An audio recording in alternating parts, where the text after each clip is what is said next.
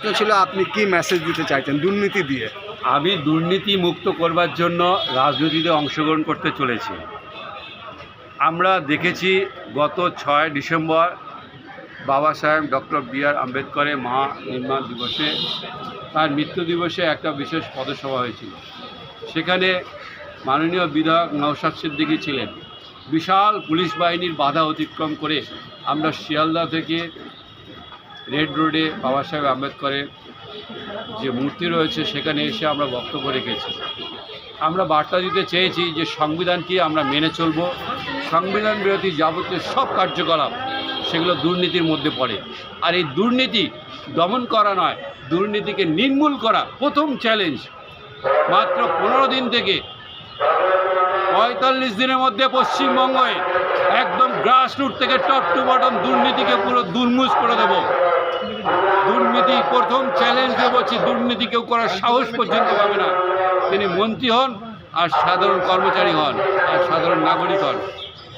এই দুর্নীতি আমাদের নাগরিক অধিকারকে কেড়ে নিয়েছে। রাজীব গান্ধীও বলে গেছিলেন যে 10% টাকাও সাধারণ মানুষের কাছে পৌঁছায় না, এটা হতে দিতে আমরা পারি না। আমি বলছি 10% দূর কথা, 10 টাকা খাওয়ার ক্ষমতা কেউ থাকবে না। আমরা এই রাজ্যে সরকার গড়ব। আগামী দিনে নিশ্চিত বলছি প্রথম চ্যালেঞ্জ হবে দুর্নীতি মুক্ত করা এবং দ্বিতীয় চ্যালেঞ্জ হবে কর্মসংস্থান তৈরি করা। প্রত্যেকটা ছেলে মেয়ে, প্রত্যেক পরিবার পিছু যাতে কর্মসংস্থান পায় তার জন্য উপযুক্ত শিক্ষা এবং প্রশিক্ষণ দেওয়া হবে। স্বনির্ভর করবার জন্য আমরা যাবতীয়ভাবে দায়বদ্ধ থাকব। চাইবো আমাদের লক্ষ্য এবং লড়াই থাকবে 100 দিন নয়, 200 দিনের কাজ দেওয়া, 220 টাকা নয়, ন্যূনতম 500 টাকার বেশি পারিশ্রমিক তাদেরকে দেওয়া হবে। কোনো ওই একেবারে ঠিকাদারের আন্ডারে তারা কাজ করবে না, তারা সরাসরি রাজ্য সরকারের আন্ডারে কাজ করবে, আমাদের সরকারের আন্ডারে। যে সরকার ওদেরকে কি করবে, 500 টাকা প্রতিদিন, অর্থাৎ বছরে 15,000 টাকা ন্যূনতম তাদেরকে পারিশ্রমিক দেবে। একটা দেখেছি যে কিনা ওই যে পরিষ্কার করে, ট্রেন পরিষ্কার করে, বিএ পাস করা, এমএ পাস করা। আপনি শিক্ষাকে কোথায় ঠেলে দিয়েছেন? কোথায় তার প্রশিক্ষণ, কোথায় তার যোগ্যতা? এটা আমরা পুনরুদ্ধার করব। আর সবচেয়ে বড় কথা, এই রাজ্যে দুঃশাসন চলছে, রাজনৈতিক দুর্বৃত্তদের দাপাদাপি চলছে, ধর্মীয় বিভাজনের আলোড়নে মেন সংবাদ মাধ্যমগুলিও উদাসীনতার ভূমিকা রয়েছে। যারা কিনা পিছিয়ে যেতে চাইছে তাদেরকে তারা আলোকিত করছে। এটা আমরা মেনে নেব না। জনগণ আমাদের সঙ্গে আছে। আমরা হিন্দু, মুসলিম, এসসি, এসটি, ওবিসি সমস্ত ভালো মানুষদের সঙ্গে নিয়ে আগামী দিন যে কোনো অপরাধের, যে কোনো দুর্নীতির, যে কোনো অব্যবস্থার বিরুদ্ধে প্রতিরোধ করব এবং আমরা নতুন করে সরকার করব, যে সরকার বাংলার নবজাগরণ তৈরি করবে কর্মসংস্থান এবং দুর্নীতি দূরীকরণের মধ্য দিয়ে। আর যারা অসহায় শিক্ষক রাজপথে রয়েছেন তাদের জন্য বার্তা দিতে চাই, আপনাদের আর কয়েকটা দিন অপেক্ষা করতে হবে। 2026-এ আপনারা দলবদ্ধ হন, প্রত্যেকটা ব্লকে ব্লকে দরকার হলে আপনারা প্রতিনিধিত্ব করুন, করে উপযুক্ত জবাব দিন। কর্মসংস্থান যেমন ফিরিয়ে দিতে হবে, একই সঙ্গে প্রত্যেকটা অসহায় ছাত্রছাত্রীদেরকে কর্মসংস্থান উপযোগী শিক্ষা দিয়ে তাদেরকে আগামী দিনে কর্মসংস্থান দিতে হবে। আমরা চাইব, বেকারত্ব একটা বড় সমস্যা, সেটা মাত্র 15 বছরের মধ্যে পশ্চিমবঙ্গ থেকে বেকারত্ব সম্পূর্ণ নির্মূল করব। আর বললাম 15 দিনের মধ্যে দুর্নীতিকেও নির্মূল করব। এটাই আমাদের বড় চ্যালেঞ্জ। আমাদের যে নেতা বা নেতৃত্ব, সেটা হলো একমাত্র আদর্শ ভারতের সংবিধান। হিন্দু মুসলিম ভাই বোন আমরা একসাথে ভারতীয়, এটাই আমাদের অধিকার। ধন্যবাদ। সুপ্রিম কোর্টের আইনজীবী এবং হিউম্যান রাইটস আর সমাজসেবী এবং পলিটিক্যাল পার্টি লিডার কি বলছেন এসআইআর নিয়ে, বা আরও কি জানাচ্ছেন উনি, আমরা ওনার মুখে শুনি। আমরা একজন আইনজীবী নারায়ণ দাস, যিনি সুপ্রিম কোর্টের অ্যাডভোকেট এবং একজন মানবাধিকার আর এক বেস্ট পার্টির অধিকার হতে চলেছেন। ওনার সাথে কথা বলবো এসআইআর নিয়ে। স্যার, এসআইআর নিয়ে কি বলবেন যেটা এখন চলছে? প্রথমত বলবো যে এসআইআরকে যে ট্যাগলাইন করা হয়েছে 2002 এবং 2002 থেকে 2004 সাল অবধি যে অতীতে এসআইআর হয়েছিল, সেখানে তাদের নাম থাকলে বা তাদের বাবা মা কিংবা ঠাকুরদাদাদের নাম থাকলে তবে তাদের নাম এক কথায় থাকবে, নাহলে আবার তাদের নিয়ে পরবর্তী যে 11টা ডকুমেন্টস আছে সেগুলো দেখাতে হবে একটা হিয়ারিংয়ের পরে। আমি এখানে প্রশ্ন করব নির্বাচন কমিশন একটা সরকারি প্রতিষ্ঠান, স্বশাসিত সরকারি প্রতিষ্ঠান। 150 কোটি ভারতবাসীর জন্য মাত্র 3 জন আধিকারিক। এটা কি ছেলে খেলা হচ্ছে নাকি? 78-79 বছর ভারতের সংবিধানের মানে যে প্রতিষ্ঠা হয়েছে, সেখানে মাত্র 3 জন আধিকারিক 150 কোটি মানুষকে সামাল দেবে? এ কী করে সম্ভব? তাদের নিজস্ব বাহিনী কোথায়? তাদের নিজস্ব সঙ্গী সাথী কোথায়? তাদেরকে নির্ভর করতে হচ্ছে যে রাজ্যে যাচ্ছে সে রাজ্যের সরকারের দ্বারা নিয়োজিত এবং সরকারের দ্বারা প্রভাবিত অধিকাংশই দুর্নীতিগ্রস্ত সহযোগী এবং কর্মীদের দ্বারা। তারপরে তারা ট্রেন্ড নয়, যে কারণে অনেক অসহায় অযোগ্যতার কারণে। আমি জানি যে যারা সরকারি প্রতিষ্ঠানে রয়েছে গ্রুপ ডি কর্মী, তাদেরকেও বিএলও কাজে দেওয়া হয়েছে, তারা ঠিকমতো টিপসই ছাড়া কিছু দিতে পারে না। ফলে চাপ না নিয়ে মানে সুসাইড। এই কারণেই যদি আমি যে কাজটা জানি না আমাকে সেই কাজটা চাপিয়ে দেওয়া হয়, তখন তো তার জন্য একটা মানসিক উত্তেজনা তৈরি হয়, তার ভেতরে হতাশা তৈরি হয়, তার ভেতরে তখনই সুইসাইড অ্যাটেম্প তৈরি হয়। আর এটা নিয়ে রাজনীতি করা উচিত না। আমি যেটা বলতে চাই, এই অশিক্ষিত এবং পরিশীলিতভাবে যাদেরকে বলা হয় প্রশিক্ষণপ্রাপ্ত না হওয়া সত্ত্বেও তাদেরকে দেওয়া হয়েছে এসআইআরের কাজ করা, এটা ঠিক নয়। দ্বিতীয়ত আমি আবার বলবো, 2002 সালে এসআইআর কেন 2003, 4, 5 এবং মধ্যবর্তী সময় কি ভোটার লিস্টের নাম তোলা যায় না? না, এটা ঠিক নয়। না, বলে দিচ্ছি 2002-কে থাকতে হবে এমন কেউ আছে? 2002-এর আগে বা পরে যাদের নাম ছিল তাদের ক্ষেত্রে বা কেন হবে না? প্রত্যেক বছর নয়, বছরের যে কোনো দিন আইন অনুযায়ী ভোটার লিস্টের নাম যে কেউ তুলতে পারে, যদি তিনি বৈধ নাগরিক হন এবং ভোটার লিস্টের নাম তোলবার জন্য নির্দিষ্ট নিয়মগুলো তারা মেনে চলেন। তাহলে সেক্ষেত্রে আমি শেষ করি, সেক্ষেত্রে 2002 সালেরই বা কেন? 2002 সালেই থাকতে হবে, তার কি ট্যাগলাইন আছে? এটা তো আইনে কোনো বাধ্যবাধকতা নেই, না সংবিধানে আছে, না জনপ্রতিনিধি আইন আছে, না অন্য কোনো আইন আছে। 2002 সালেই থাকতে হবে। এই নির্বাচন কমিশনের এই ধরনের ভাবনাটা আমি মনে করি একটা স্বৈরাচারী এবং অপরিণত, অগণতান্ত্রিক এবং বেআইনি কর্মসূচি। একটা বিশেষ বর্গকে টার্গেট করা হয়েছে, এটা নিয়ে কি বলবো? আমি আবার বলবো, ভারতবর্ষ কোনো রকমভাবে মোগল সাম্রাজ্যের মধ্যে পড়ে নেই, পরাধীন নয়। এখানে একটা প্রতিষ্ঠিত সুস্পষ্ট পরিচ্ছন্ন সংবিধান রয়েছে। সেই সংবিধানে বিশেষ কোনো কমিউনিটিকে টার্গেট করার অধিকার কোনো বিশেষ প্রতিষ্ঠানের নেই বা কোনো রাজনৈতিক দলের নেই। রাজনীতি করা হচ্ছে ধর্মের ভিত্তিতে, এটা একটা নোংরামি, একটা ছোটলোকিপনা। যারা এই ধরনের রাজনীতি করেন তারা আমি মনে করি অশিক্ষিত এবং বর্বর। কারণ বাবর যুগে বর্বরতাই হতো, না ছিল নারীদের সম্মান, না ছিল গণতন্ত্র, না ছিল সাম্যবাদ। সেই বাবরের উত্তরসূরি হিসাবে আবার বাবরি মসজিদ, আবার কিংবা রাম মন্দির নিয়ে রাজনীতি, এই বিভাজন আমরা কিন্তু আজকে ভারতের সংবিধান মেনে কিছুতেই মেনে নেব না।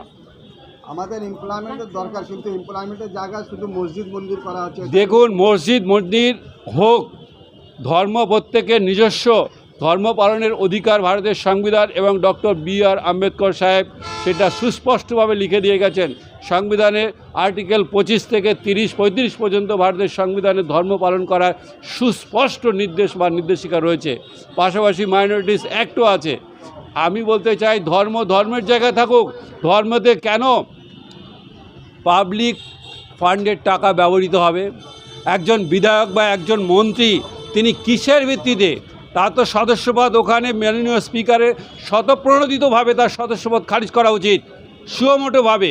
একজন জনপ্রতিনিধি কি করে প্রকাশ্যে টাকা লুট করছেন?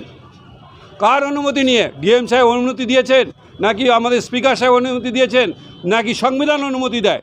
জনপ্রতিনিধি যিনি শাখা অবস্থায় ধর্মের নামে টাকা তুলছেন, কি করে সম্ভব? একইভাবে কোনো সাংসদ, বিধায়ক, মন্ত্রী ধর্মের নামে কি বলে জগন্নাথ মন্দির কিংবা রাম মন্দির করবে কিংবা বাবরি মসজিদ করবে, এটা এক প্রকারের সাধারণ জনগণ আমাদের অধিকার নিয়ে ছিনিমিনি এবং গণতন্ত্রকে সোজা কথায় এরা অস্বীকার করছে। এটার জন্য দেখুন, আমি আবার বলি, ভারতবর্ষের আইনে, বিভিন্ন আইনে সুমোটো করার 4টি লোককে অধিকার দেওয়া হয়েছে, 4 জন আধিকারিককে।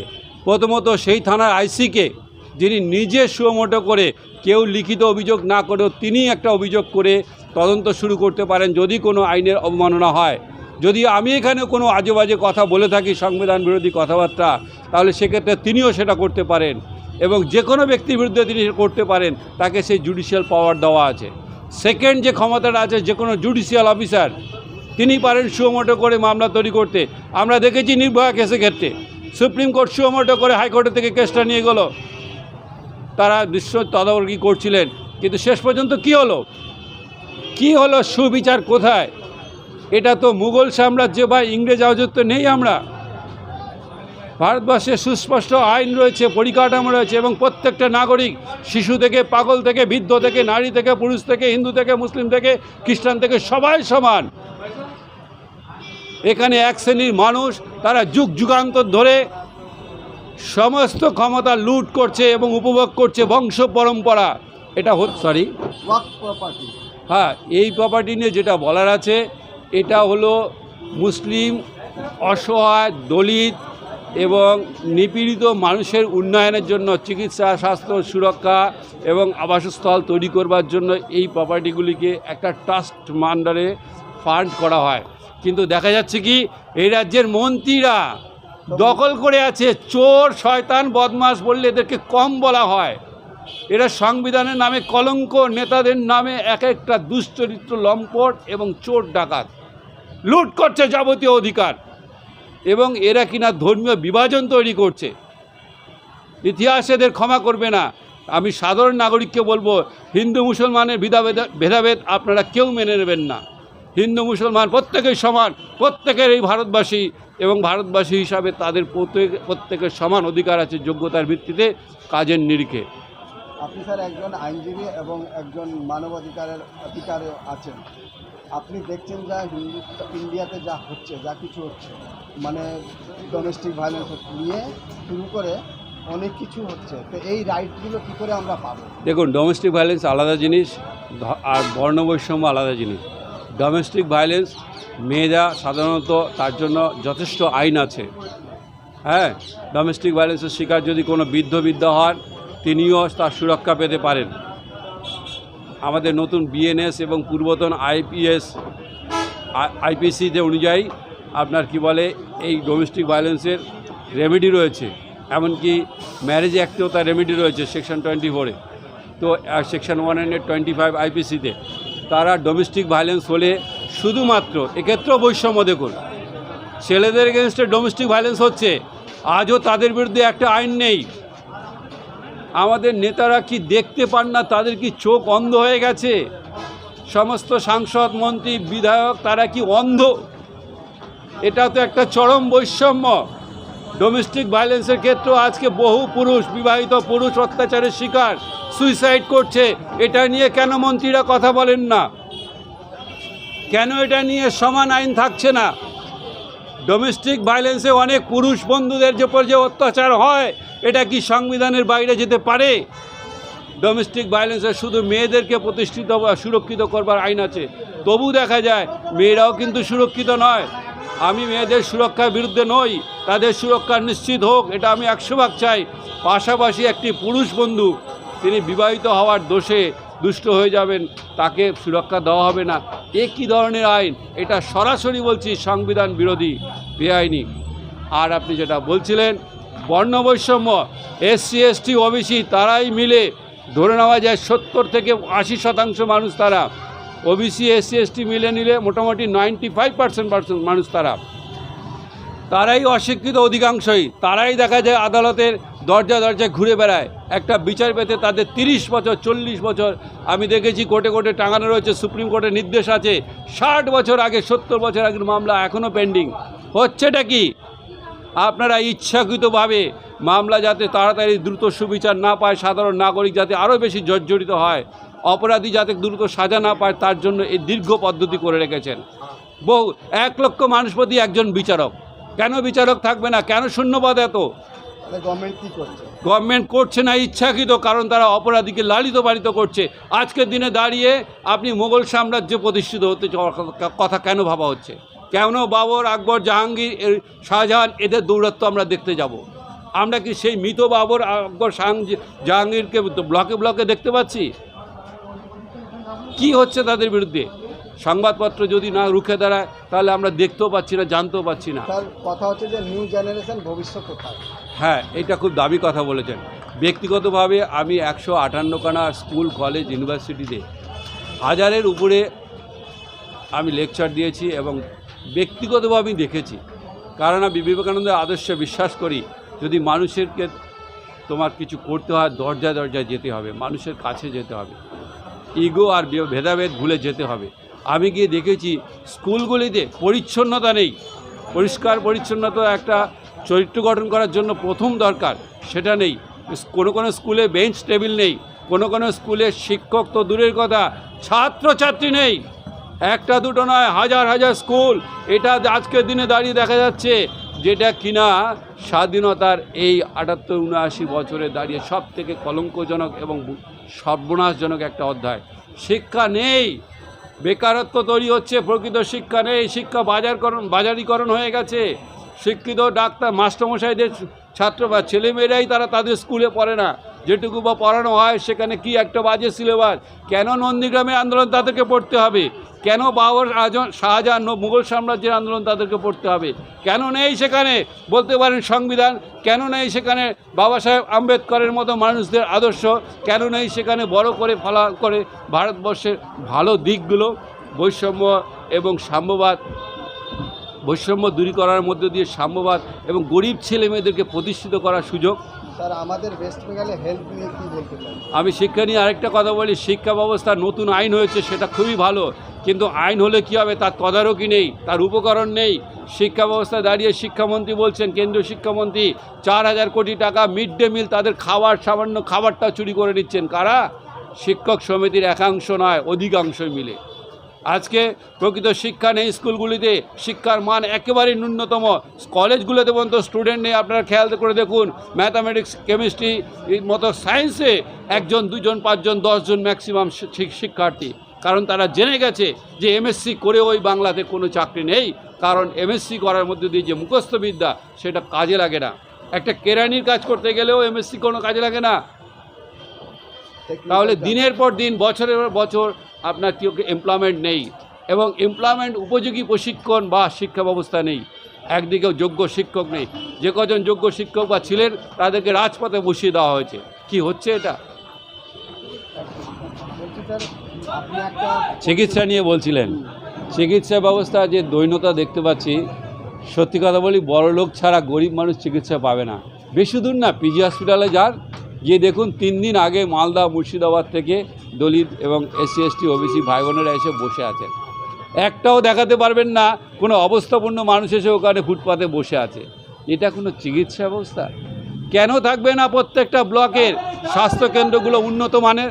কেন হবে না প্রত্যেকটা ব্লক সদরে একটা উন্নত মানের সুপার স্পেশালিটি হসপিটাল, যেখানে সব সুযোগ সুবিধা থাকবে? কবে হবে? বড় বড় বিল্ডিং হয়েছে শুধু কাটমানি খাওয়ার জন্য, তার পরিকাঠামো নেই, তার উন্নয়ন নেই। স্বাস্থ্যসাথী কার্ডটা একটা শুধুমাত্র ভোট তৈরি করবার বা ভোট নেওয়ার একটা প্রলোভন মাত্র, ওটা কাজের কিছু নয়, সকলেই জানে। আপনি স্যার একজন পলিটিক্যাল পার্টি থেকে বিলং করছেন, যদি ওই পার্টি সম্বন্ধে কিছু বলেন। দেখুন, আমি পলিটিক্যাল নই, সোজা কথা, আমি একজন ভারতীয়, এটাই আমার প্রথম পরিচয়। পেশাগত পরিচয়, আমি একজন আইনজীবী। দ্বিতীয়, আমার যেটা ভালো লাগে, নাগরিক হিসাবে আমি মানবিক হিসাবে শিক্ষার্থী এবং সাধারণ নাগরিকের পাশে জানাই। রাজনৈতিক ভবিষ্যৎ আমার নিশ্চয়ই একটা অপেক্ষা করছে। আমি আশাবাদী আর দূরে থাকার সময় নেই, কারণ রাজনৈতিকভাবে মূল নিবাসীদের এবং যারা অবহেলিত, দলিত, SC ST OBC, যে মুসলমান ভাই বোনদেরকে একদিকে বাবরি মসজিদ দেখিয়ে আরেকদিকে হিন্দুদের ভয় দেখিয়ে বা এই যে রাজনৈতিক বিভাজন বা পোলারাইজেশন করা, এটা এক প্রকার দুর্নীতির একটা জায়গা, দুর্নীতিকে আড়াল করা। আমি আবার বলছি, আমি যেই রাজনৈতিক দৃষ্টিকোণ থেকে বলছি, প্রত্যেকটা শিক্ষিত ছেলেমেয়ে রাজনীতিতে আসা উচিত। কারণ আপনারা দেখবেন স্বাধীনতা সংগ্রামের প্রাককালে এবং পরবর্তীকালে মেঘনাথ সাহার মতন বিখ্যাত মানুষদেরকে এবং তার আগে বা পরে ডক্টর BR আম্বেদকরের মতো মানুষদেরকে রাজনীতিতে আমরা দেখেছি। সেই সময় জওহরলাল নেহরু অত্যন্ত যোগ্য মানুষ ছিলেন। একই সঙ্গে রাজনীতিতে যারা তার পরবর্তী ক্ষেত্রে এসেছেন, ডক্টর বিধান রায় পর্যন্ত, এই সকল মানুষগুলো প্রণম্য ছিলেন। তারাই তো বাংলার কিছু করে গেছেন। আজকের দিনে বিগত 30 থেকে এই 45 বছরের মধ্যে রাজনীতিতে যোগ্যতম মানুষ কোথায়? তাই আমি মনে করি যেটুকু ন্যূনতম যোগ্যতা আছে রাজনীতিতে আসা উচিত। তাই মূল নিবাসী এবং সর্বস্তরে ভারতীয় নাগরিকদের পাশে দাঁড়াতে আমি স্থির করেছি। আগামী দিনে আপনারা ঠিক সময় জানতে পারবেন। আমি যথাসময়ে আপনাদেরকে জানাবো আমার রাজনৈতিক অবস্থা। আপনি ক্যান্ডিডেট হচ্ছেন? না, এই খবরটা আমি এক্ষুনি কনফার্ম করছি না, তবে আমি শুনেছি, নিশ্চিতভাবে সেটা অবশ্যই ফাইট করব খুব সম্মানের সঙ্গে। ধন্যবাদ স্যার, আমার সাথে কথা বলার জন্য। ধন্যবাদ।